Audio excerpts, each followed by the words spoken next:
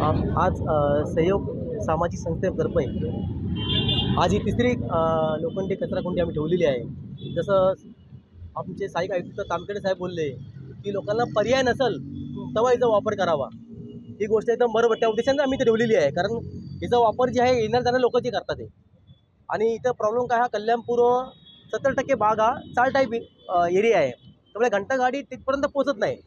मग त्यामुळे लोक काय करतात की आपला जिथं जागा मिळेल ते रस्त्यावरती कचरा टाकतात, आणि तो कचरा टाकल्यानंतर तिथं कुत्री गाई म्हशी येतात आणि तो कचरा रस्त्यावर पसरतो, त्यामुळे शहरांची दुर्गंधी आणि एक नाव खराब होतं आपल्या। असं होऊ नये म्हणून सहयोग संस्थेने हा उपक्रम राबवलेला आहे। आणि याच्या अगोदर पण आम्ही कचराकुंडीचं शिशुवीकरण केलेलं आहे, जिथं आम्ही हौन बसवलं आहे, कुठं हत्ती बसवलं आहे, कुठं मोर बसवलं आहे। आता ही नवीन कल्पना आम्ही शोधून काढली आहे की अशा कचरा लोखंडी तारेचे कंपाऊंड असलेले कुंडी असल्यामुळे कचरा बाहेर पडत नाही आणि तो बंदिस्त राहतो, आणि कामगारांना सुद्धा तो साफ करण्यास चांगली मदत होते। हाच एकमेव आमचा उद्देश संस्थेचा आहे। आणि त्या आम्हाला मान्य आयुक्त मॅडम सुद्धा यांनी चांगलं सहकार्य केलेलं आहे। त्यांना जेव्हा जेव्हा मी कल्पना दिली तेव्हा त्यांनी आम्हाला सांगितलं तुम्ही काम करा, चांगलं काम करतात ते।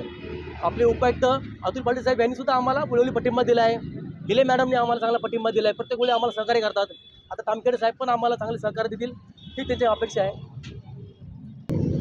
आपल्याकडे भारताचे पंतप्रधान माननीय श्री नरेंद्रजी मोदी साहेब यांनी 2014 साली स्वच्छ भारत अभियान ही मोहीम सुरू केली होती, आणि स्वच्छ भारत मोहिमेअंतर्गत संपूर्ण देशामध्ये ती एक लोक चळवळ निर्माण झाली, आणि अनेक आपल्या सामाजिक आणि लोकांचं जीवनमान उंचावलेलं आहे। त्याच्यामध्ये अनेक आजारांचं सुद्धा आपलं निर्मूलन करण्यात आलेलं आहे। जागतिक आरोग्य संघटनेने देखील आपल्याला सांगितलं आहे डायरियासारखे आजार त्या ठिकाणी निर्मूलन झालेलं आहे। तथापि अद्यापही असं आपल्या शहरामध्ये किंवा विशेषतः कल्याण डोंबिवलीमध्ये नागरिक आपल्या रस्त्यावर कचरा टाकताना दिसत आहेत। मुळातच आपण कुंडीमुक्त भारतसुद्धा हे धोरण ठेवलेलं आहे, परंतु आज कल्याण डोंबिवली महापालिका व सहयोग सामाजिक संस्था यांच्या संयुक्त विद्यमानाने आता ते या ठिकाणी कचराकुंडी बसवत आहेत।